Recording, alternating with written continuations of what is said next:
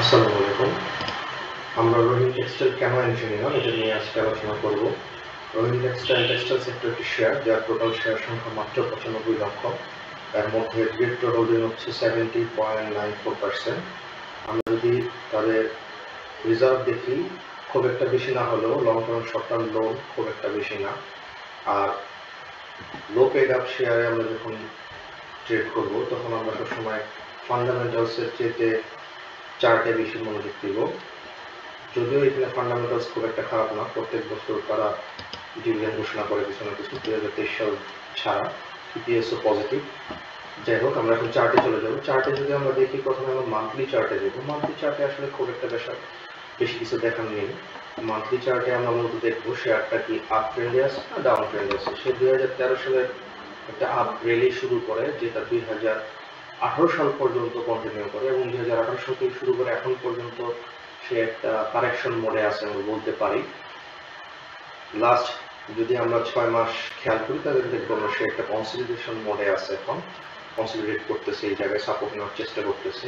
আমরা এখন চলে যাবো উইকলি চার্টে। উইকলি চার্টে আমরা মেজর সাপোর্ট এবং রেজিস্ট্যান্স দেখানো ছাড়া তেমন আর কিছু আমরা দেখবো না।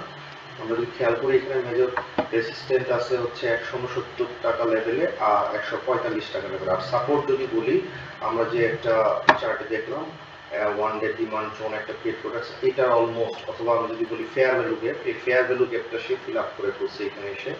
এই ফেয়ার ভ্যালু গ্যাপটা ফিল আপ করে সে এখানে এসে সাপোর্ট নিচ্ছে, আশা করি আমরা বলতে পারি। আমরা এখন চলে যাবো ডেইলি চার্টে। ডেইলি চার্টে আমরা খেয়াল করবো যে মেজর কোনো প্যাটার্ন আছে কিনা, বা কোনো গ্যাপ সে খালি করে রেখে আসছে কিনা। আমরা যদি খেয়াল করি, এখানে একটা আমরা ছোট প্যাটার্ন দেখতে পাবো, ডব্লু প্যাটার্ন। এখান থেকে যদি আমরা খেয়াল করি, তাহলে খুব ভালো চোখে পড়বে। আপাতত এই চার্টে এর বাইরে খুব একটা প্যাটার্ন, তেমন মেজর কোনো প্যাটার্ন আমরা দেখতে পাচ্ছি না। এইদিকে আমরা যদি খেয়াল করি, তাহলে আমরা খেয়াল করবো এখানে একটা প্যাটার্ন ফর্ম করার চেষ্টা করতেছে সে, বা হয়তো করবে ভবিষ্যতে। এখানে একটা ডব্লু প্যাটার্ন ফর্ম করার হয়তো সম্ভাবনা আছে, আমরা অপেক্ষা করলে ভবিষ্যতে দেখতে পাবো। যাই হোক, আমরা এখন চলে যাবো আওয়ারলি চার্টে, আমাদের মূল ট্রেডিং চার্টে। এখানে আমরা ট্রেড নিব।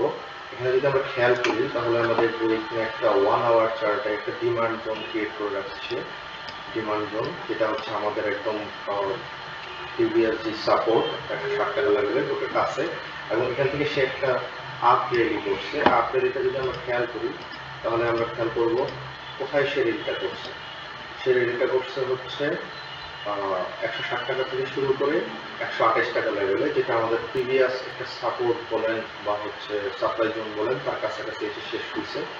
এবং এখান থেকে যদি আমরা খেয়াল করি, আমরা 115 টাকা 60 পয়সা লেভেলে এন্ট্রি নিচ্ছি। 115 টাকা 90 পয়সা লেভেলে কেন এন্ট্রি নিলাম? কারণ আমরা কখনোই টপে এন্ট্রি, বটমে এন্ট্রি নিতে পারবো না, বা টপে এক্সিট দিতে পারবো না। এটা হচ্ছে একান্তে আপনার ভাগ্য ভালো না হইলে এটা কখনোই সম্ভব না। কাজে আমরা যখন এন্ট্রি নিব, তখন আমরা চিন্তা করবো এক্সিট কখন নিব। আমরা দেখলাম যে এখান থেকে 115-16 টাকা লেভেলে সে একটা কারেকশন কমপ্লিট করার পরে আবার একটা প্যাটার্ন ফর্ম করার চেষ্টা করতেছে, আপনি লিখে যাওয়ার চেষ্টা করতে পারে।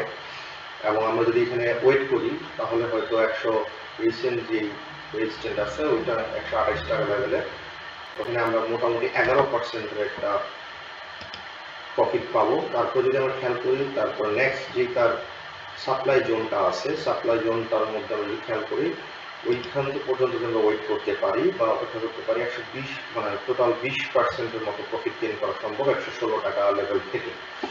তারপরে যদি আমরা সাপোর্ট খেয়াল করি, রেজিস্ট্যান্স খেয়াল করি 145 টাকা লেভেলে, যেটা হচ্ছে আমরা ওয়েট করলে 25%-এর মতো প্রফিট পেতে পারি।